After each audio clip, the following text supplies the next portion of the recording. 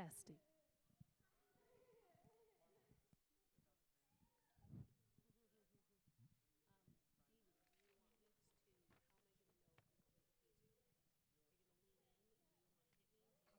Do you A want to? snack. Okay, And this is my good ear, so good. we're good. I worked with Michelle last night. It was like raining really bad, and she's like, "Oh my gosh!" Oh, of course you can't hear it.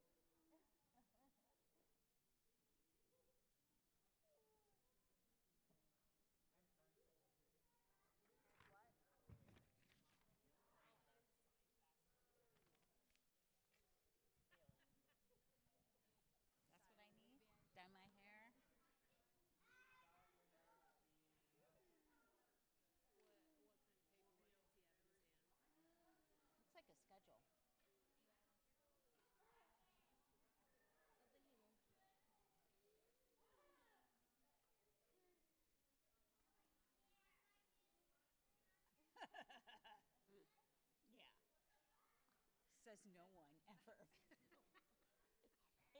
Only David Only says that. says David. Says none of the players.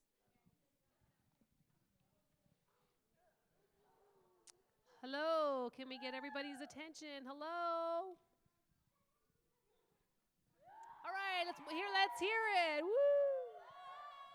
No, I don't know. Are we sleeping over here? Come on. Let me hear your excitement. Woo! All right. Thank you. Thank you. All right. One more time. Woo! Let's hear it. Come on. One. Talia, come on. Put your hands up. I want to hear and see your excitement. Whew. Thank you. Thanks once again for coming to this performance. You guys all came out yesterday, and I'm seeing some new faces here that were not here yesterday. I'm going to go ahead and introduce myself. My name is Jonas Camp, JC, as some of you know. I arranged for this week's events, and also Amanda. Amanda, come up on stage. She doesn't want the spotlight, but hey, I'm going to make her come up on stage with me anyways. Amanda Gurley here. Woo, let's give her some attention. Woo!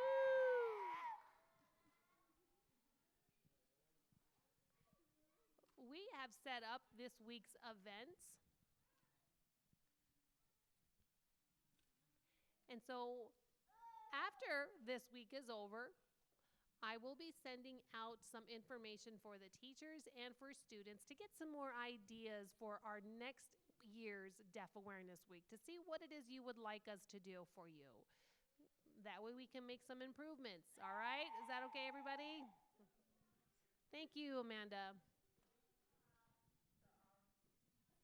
All right, so our speaker for today is going to be talking about famous people. That's the theme for today, famous deaf people.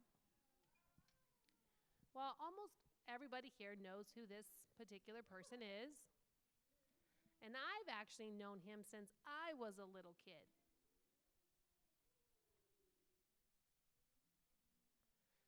There was a family who would get together for different clubs, and parents would all get together and socialize in this group, and he was a part of it. And I met him, oh my goodness, how old are you now, Marcus? How old were we back then?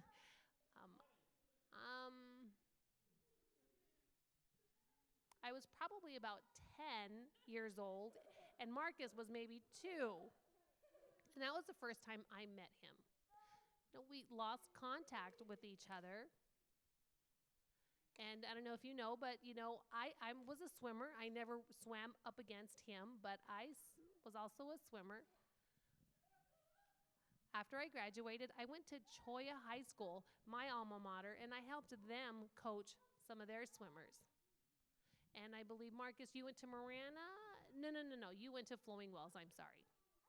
So you swam for Flowing Wells. And then when I saw him, I was like, hey, wait a minute. I know who you are. And we ended up getting acquainted.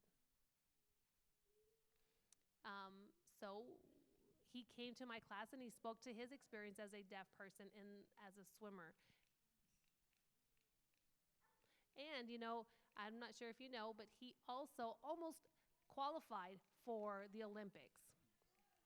And so I would like for him to come up and share his experience. Marcus, come on up, friend. Wait, who's Marcus? Does anyone know that guy? Hold on, where is he? Marcus, are you over there? Where's Marcus? No, Are you no, Marcus? Nope. Wait, who's Marcus? Come No, on up. you're Marcus. Let's hear it for Marcus.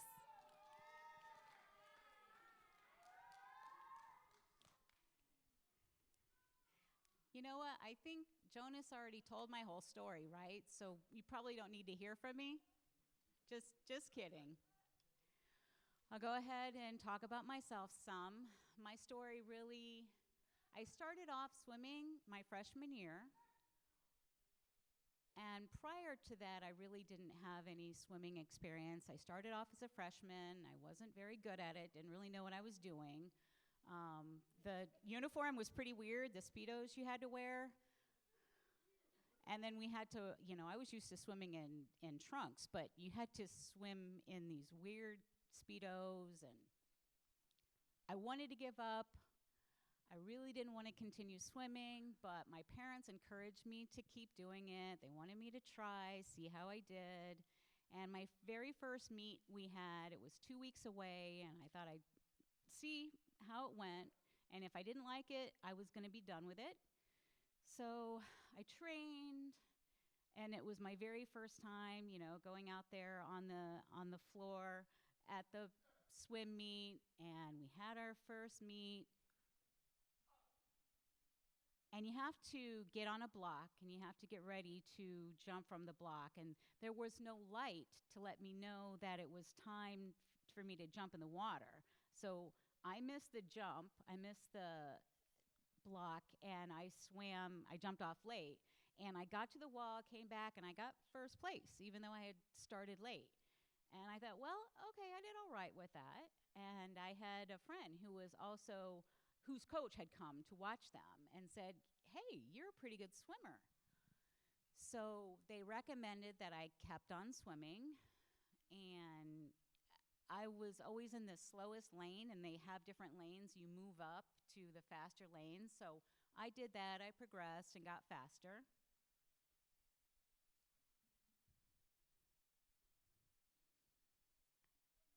My high school, I ended up swimming. It was a 3-month period that you swam. And my coach had said once that 3 months was up, that I should go join a club. I should try being involved in a swimming club. I didn't really know what it was about or what was up with that. And I figured they were all at a level I couldn't reach. But I decided I'd check it out, see what that was like. It was pretty scary for me. They were a lot of really good swimmers. They were much more advanced than I was. I was pretty new at it, and they were fast. Like, they would be to the wall and back. They were a whole different level than I was. My club coach, though, he was really nice and very friendly and encouraging, and had said, I should just keep trying at it and listen to the corrections, and I got better and better, and my skill developed.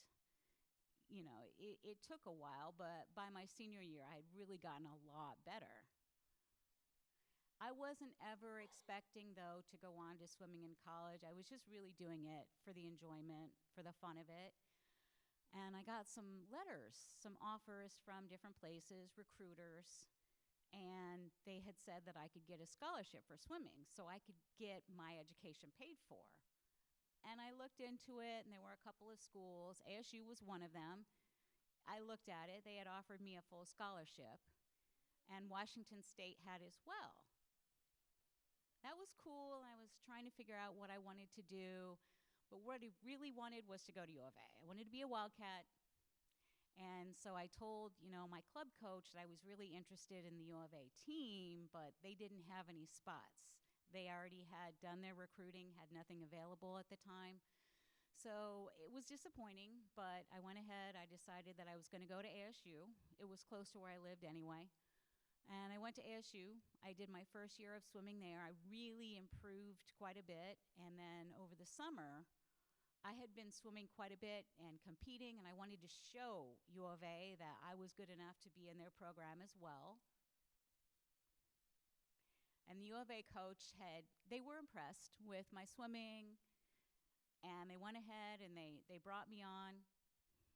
And I wanted to be a Wildcat. So I went to U of A, and I was a red shirt for 1 year, which meant I practiced with the team, and I did everything everyone else did so that I could become stronger as a swimmer. And then after that red shirt year, I went ahead and swam for 3 more years on the team, and we competed. And again, I was still working on my skill. I was trying to improve as a swimmer. During college, we had the NCAA championship that had taken place. That was back in 2008, and I participated in that, and it was really cool. We got rings, we got awards.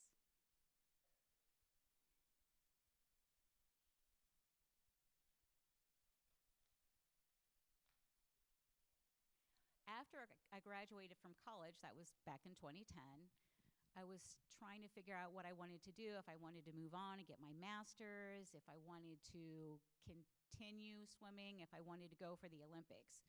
In 2008, I had tried out for the Olympics. I graduated in 2010, and I was trying to figure out if I wanted to go for the 2012 Olympics again or not. I decided to go ahead and put my master's program on hold so that I could really focus my time on training for swimming. And I trained for 2 years, and then the 2012 Olympics came up, and I was ready, and I competed, and I barely missed. I was 6th in the entire country for my field, so I didn't get into the Olympics. And in 2012, I decided I was going to take a year off. Swimming's really tough. It's not easy at all. Imagine you have to, now across the country, there are about 350,000 swimmers. So out of 350,000 swimmers, the top 2 in every category actually get accepted to go to the Olympics out of 350,000. So it's very tough. It's not easy. And for 2012, I got 6th place in the country, but that wasn't the top 2. That was disappointing. I went ahead and took a year off, and I focused on I also did CrossFit, some other fitness things to try and help myself get in shape and get bigger.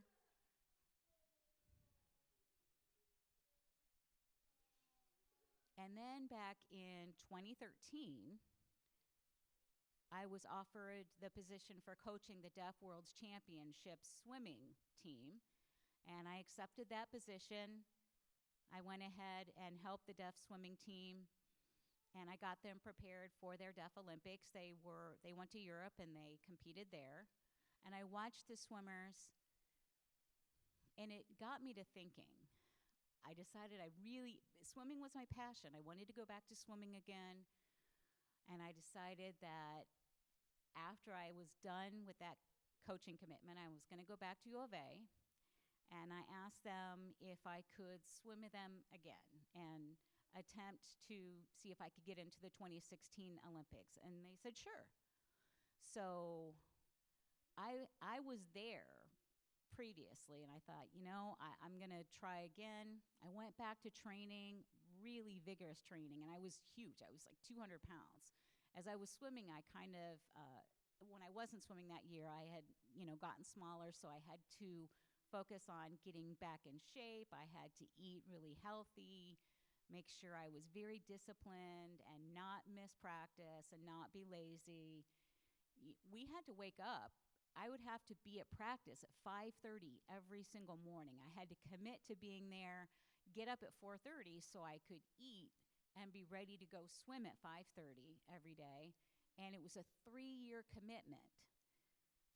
And then when the 2016 trials came up, I was ready, and the top 8 athletes all competed in each event, and it's 50 yards each way, so it's 100-yard. And the top 8 people swam, and again, I barely missed it. It was tough. There were a lot of younger swimmers out there, and me. I was the oldest one. So it was time for me to be done with swimming and to move on, and I accepted that. I did the best that I possibly could. I was eating right. I was practicing. I did everything I could, and I didn't make it to the Olympics, and I accepted that and decided to move on. After 2016, I retired from semi-professional swimming, and I focused on looking for a job that would be able to help me. I went back to school to get my master's degree. I'm working on that currently. I'm working here. I'm a PE teacher, and I'm almost done with my master's. I'm also coaching. I coach for Sal Point for their swim team. And I'm excited to be able to have the opportunity to help those young swimmers improve in their swimming skills. It's very inspiring for me. I enjoy being able to help them.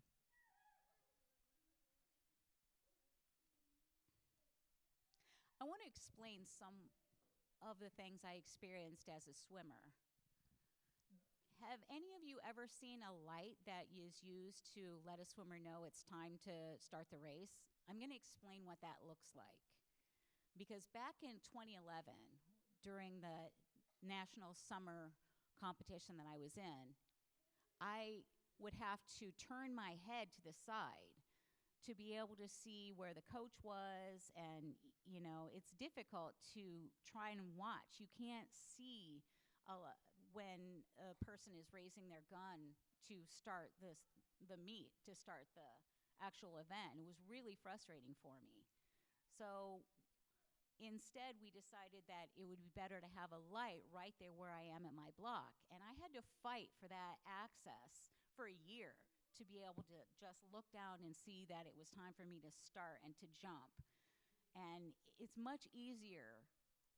It was much easier for me after getting that light than trying to look over, because I could not hear the gun going off that it was time to start the actual event. I really think that that's pretty much it for me, unless anyone has any questions that they want to ask about my experiences as a swimmer. Go ahead if you have any questions, though. And don't be afraid. It's okay. So I'm curious, why did your parents decide to put you swimming in the first place? You have basketball, volleyball, all these other options. Why did you pick swimming? So this question was, why was I not in other sports? Why did I do swimming instead of like basketball or volleyball or track? And I did actually play some other sports. I played basketball, I played soccer, I ran track. It wasn't my thing, though. I'm not that great at those sports. I like something that, is video games were kind of my thing until my parents really got me involved in swimming. Running is kind of like swimming, but after the first meet, I just fell in love with that individual sport, that being able to win, that thing that motivated me and wanted me to continue. I really enjoyed winning, and I practiced so that I could keep winning. And I did lose sometimes, and I accepted that. But what I did was I learned from every loss that I had. I analyzed what happened, what didn't work, how can I get faster, what kind of techniques can I improve on so that I could win. Yes? So did you practice in a gym to be able to learn how to swim? You mean, did I practice in a gym? Yeah, so you practice, like, where did you practice at? Me? When I practiced? I don't get it. Oh, sorry.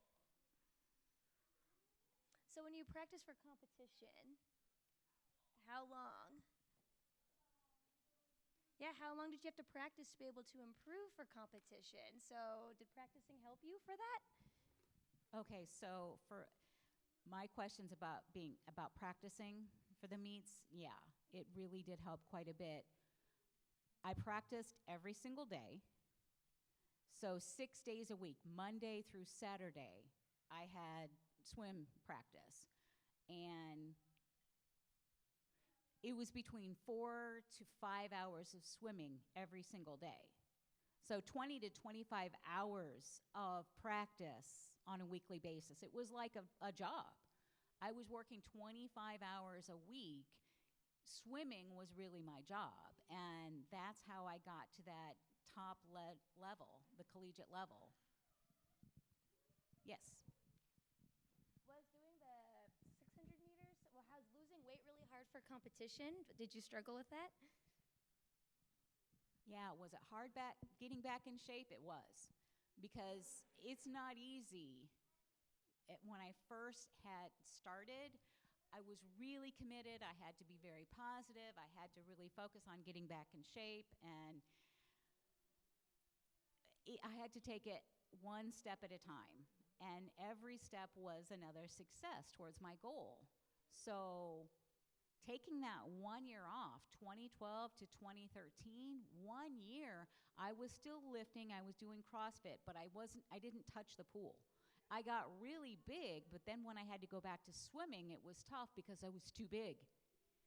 I was too stocky to be fluid in the pool and be able to swim. And it took months for me to actually go back to the right shape, the right size for a swimmer. So it didn't happen overnight. It took months.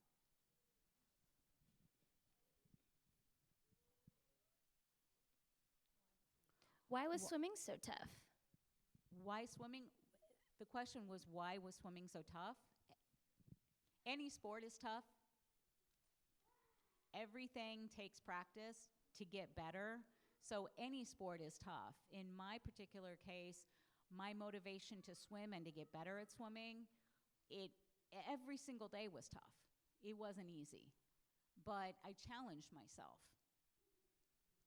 And I would have to really get out of my comfort zone and just keep working at it. And some days, they really hurt. But yeah, I always had the goal of getting better by the next day and not just staying where I was status quo, because you wouldn't get better doing that. You have to really get out of your comfort zone, really go through a lot of pain to actually get better at what you're doing. And as I did that, it got easier with time. So I'm curious. So what are your goals now, or what were your goals to make you be motivated? Well, my freshman year, my coach had been asking what my goal was, and at that time, my goal was to be on an Olympic team. And it's funny because some of the other swimmers, they laughed at that because it's not easy. And if you have a goal of being on an Olympic team, that's not at all easy. But that also upset me and made me want to train even harder to make it to the Olympics. And again, I got so close.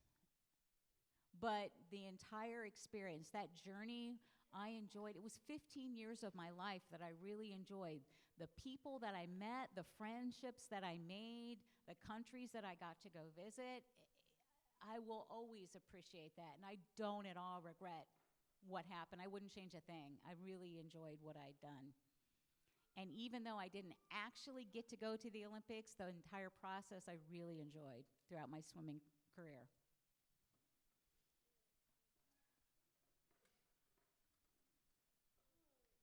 So when you were a freshman to a sophomore, when you were swimming, to be able to continue to swim during that time. So for all of the challenges that you had to face, so you had to go to the gym and you had to work out. Hold on 1 second. How many wins did you actually have throughout all that time? Oh. I can't even count the number of wins I had. There's too many. I had a lot of wins and I had a lot of losses, both. But I also learned how to become a better swimmer from it.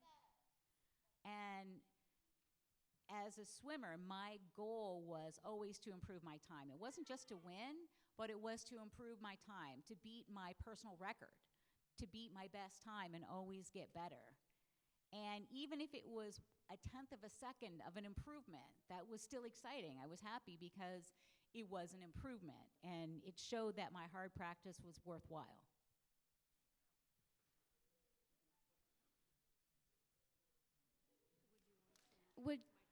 Would you want to swim against Michael Phelps? Wait, who's Michael Phelps? Does everybody know who Michael Phelps is? Yeah, the real tall guy? He's an Olympic swimmer. He's got a ton of medals. He's the top of the top. So I'm sure you've seen him on TV. And yeah, I did actually compete with him once. Well, no, not once, several times. We were in a relay, and so my team was on a relay against his, and we won. Yeah, right.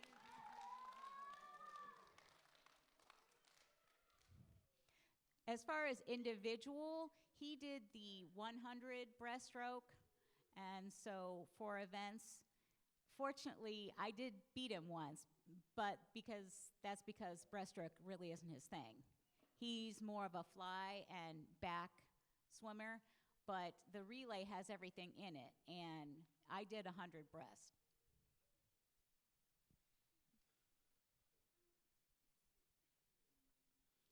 So when you're swimming is really good for your leg muscles, right? Oh yeah, we did a lot of kicks, a lot of kicks. Our coach would always force us to use kickboards and practice kicking because your legs, hmm,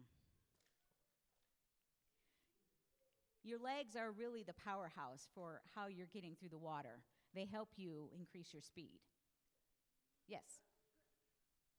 So I'm curious, why did you pick breaststroke? Actually, my parents had encouraged me to, when they encouraged me to be a swimmer, I, I thought I would try it, at least to see, and it just happened to be my thing. I fell in love with it. I really enjoyed it. Antony.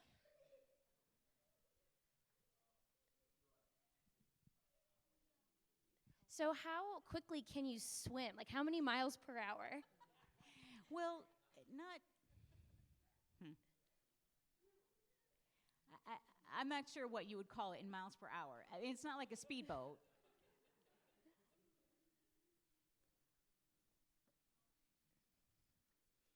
So was your family involved with swimming? Were your parents involved with competitive swimming, or were you the first one in your family? Actually, no, not really. On my mom's side, they were pretty athletic. My dad's side was more chill. But my mom, she had been involved in some different sports, including swimming, and I took after my mom's side because they're really athletic.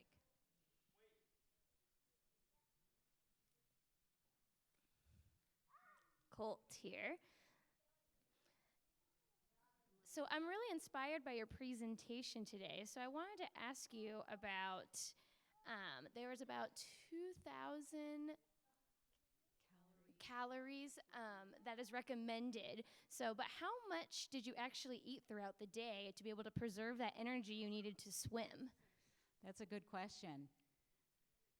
For an athlete that's in serious training, I ate a lot. I felt bad for my parents because they put a lot of money out into all the food that I ate, but I probably had 4,000 to 6,000 calories a day. Yeah. Wow. And again, imagine though, because 5 hours, if you lift it for 5 hours, you need to have the energy for your body to consume. So breakfast, and then a snack, and then lunch, and then another snack, and then dinner, and then, off to bed. Delyn here. So before, during your competitions, did you have an interpreter? How did you communicate? Yeah, I actually had interpreters throughout high school and also in college. And I had a special request, so if I had to go to away meets and I had to go to another school, I would have to request an interpreter from that school to be there for me for those meets.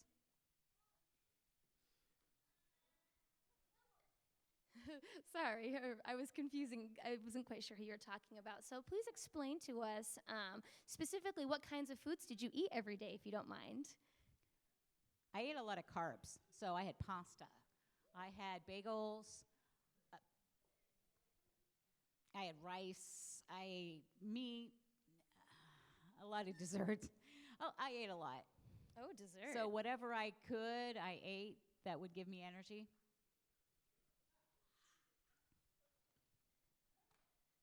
Oh, I totally missed it.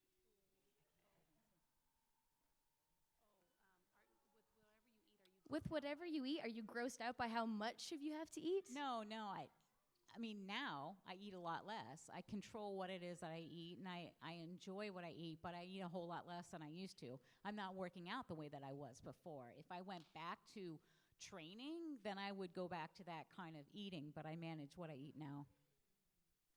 So I'm curious, why didn't you like wearing Speedos? Wearing a Speedo is pretty weird. It's a different kind of swimsuit that you have to wear, and it's specific for swimming, and it's kind of embarrassing. So you have swim trunks, But then it changed to Jamaras, they're really tight.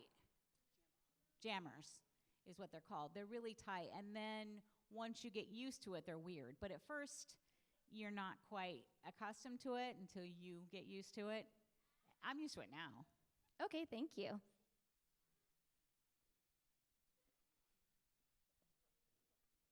Do you think you're going to be swimming again? My parents had encouraged me to swim, and it's something I've always enjoyed and will enjoy. It's something I got good at, and because I miss it, honestly, now. I miss swimming. So every chance that I get, I go and I practice with a club or, there are adult swims that I can go and practice.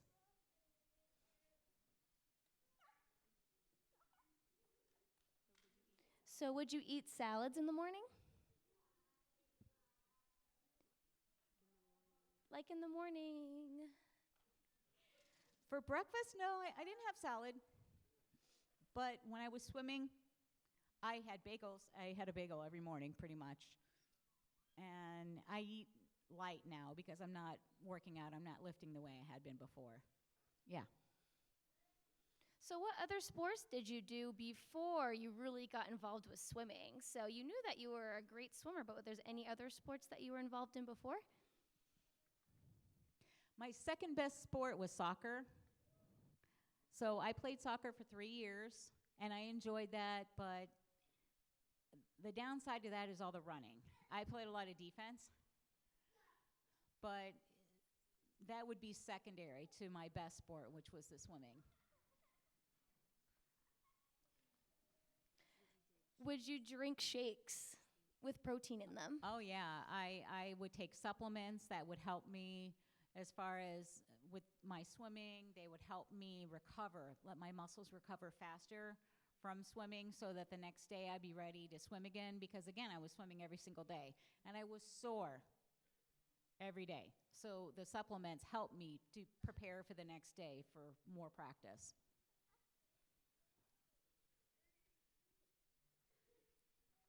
How did you feel about swimming? Yeah, how did you feel about it? I loved it.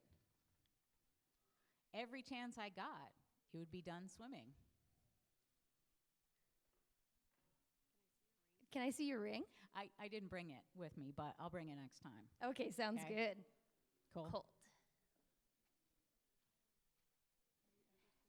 Have you ever swam competitive in maybe a lake or a pool, or where did you swim for competition, something that wasn't maybe traditional? One time, my freshman year of college, we went to Hawaii, and we had a meet there in Hawaii. So after the meet was done, we took a couple of days to just go enjoy ourselves, and we swam in the ocean, and it was tough. It's a very different environment from a pool. A pool is regulated. The water is very calm, but the ocean, you've got those waves, and it was difficult for me to breathe. It was very different.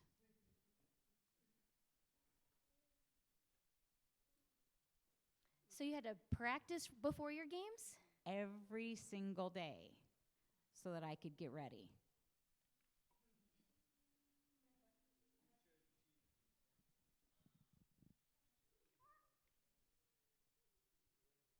Will I teach what again? Teach high school again? Oh, you should teach us how to swim again. Yeah, if you wanted to.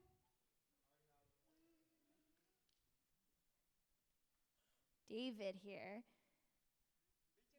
My favorite is swimming too. The 4.6 miles is what I used to do. So maybe I could also train for different events also in swimming. There's one thing that you need to make certain is during practicing for swimming, you need to know how, one specific thing you need to know while you're getting ready and training for swimming is how to take care of your body so you don't get a muscle cramp. Throughout college, nutrition was really important, so we had to watch what we ate, and we were being watched. We had to drink not just water, but we also had to drink electrolytes And we had to make sure we got enough sleep. We had to do a lot of warming up before we actually swam. It's important that you stay hydrated, right? So you always have to be drinking a lot of water. Yeah, right. And in college, I drank at least a gallon every single day.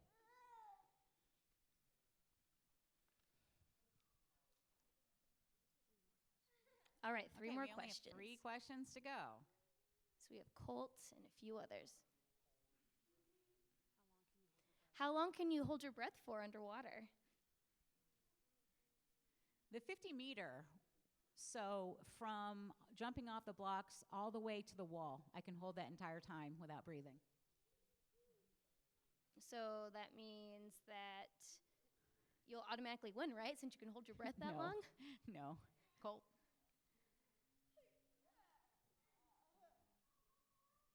So in about 10, 15 years from now, what do you see yourself doing? I have 2 questions. My other question is, what advice do you have for younger deaf people who are here? What advice do you have for them? I'd say in 10 to 15 years, I still see myself here. I see myself teaching. I enjoy teaching. And I want to continue to inspire other youth because of my experience being an athlete, an elite athlete. Something that I'd like to put out there is that mindset is so important. Having a positive mindset, being motivated, setting goals for yourselves, and not giving up. That's really important that you not give up. And you keep working until you get to those goals. Regardless of whether that's a big goal and you don't ever completely reach it. It's the journey that's getting you there that can really give you so much. You change so much from where you start to where you end up. And then the last question.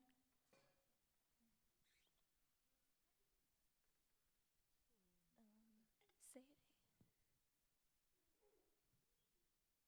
Oh, yeah, I have a lot of friends in the swimming community. I've met so many people throughout the years. I have my college friends. I have my friends from other countries. I've met a lot of people. It's really given me quite the opportunity. Thank you, though. Let's give Marcus a round of applause.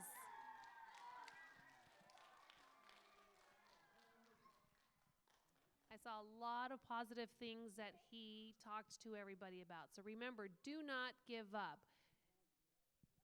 Sometimes you will lose, and that's okay, but that's not the end of it all. You have to figure out what you did wrong so you can improve for the next time. So use those thoughts on what he said so we can use it for your experience, whether it's basketball, track, swimming, anything. Use these inspirational words for yourself. We do have one more question that someone has yet to ask.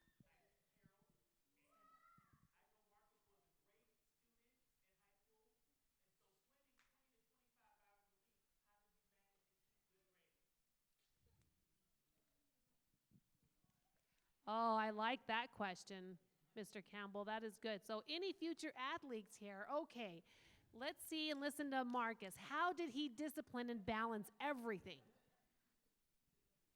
Really, I had to plan things out in advance. If I knew I had an exam coming up in a week or 2, I had to make sure I was studying every single day so that I could get my homework done and not wait to the last minute to try and write a paper or try and hope that I would squeak out with a decent grade. If I was given homework, then I did it as soon as I got it, and I would have to give it to that professor so I wouldn't have to worry about it later on. So I could focus on my swimming and not be swimming and thinking about the homework that I hadn't finished, because I would feel overwhelmed doing that. I got my schoolwork out of the way so then I could just focus on the swimming. So did you have a calendar of sorts? I did, yeah. And I used a planner. I scheduled everything out. I knew when things were due. I might have a meet, and I might have something that was due, some homework. And I had to make sure that even when I was traveling, I was still working on my homework. If I was on a flight, I was still doing what I needed to. So I had time to focus on my practice and my swimming. It's not just doing what you need to for the event, it's also completing all your homework. All right, so we have to remember what he said. So that way, next time there's a big meet or a big game, that we don't have to be stressing so much on our homework. We have to make sure we do our homework ahead of time so we don't think about it during these games. All right, so we have a few more minutes before 3 o'clock. Before everybody leaves, we'll have to give Marcus another round of applause and thank him for coming out. Thank you.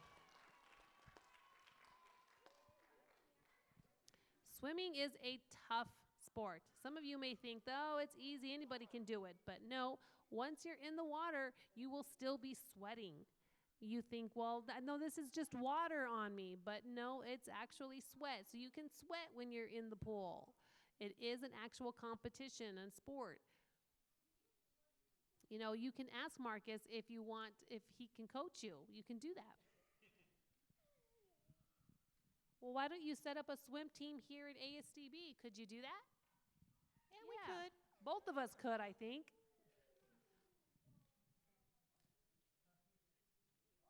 I know there are lots more questions, but you can see Marcus here every day. You can see him when he's on campus, so if you do have another question for him, go ahead and ask. I'm sure he's more than willing to share his experience. Thank you so much. Hopefully we'll see you tomorrow. It'll be the same place here, same time. And as far as tomorrow goes, before you leave, the middle school and high school students will be coming back here into the BPAC. Elementary students, you will head to the CTE building, okay? And if there's anybody who wants to come and pay attention to this and listen to his speech, you're more than welcome to come tomorrow.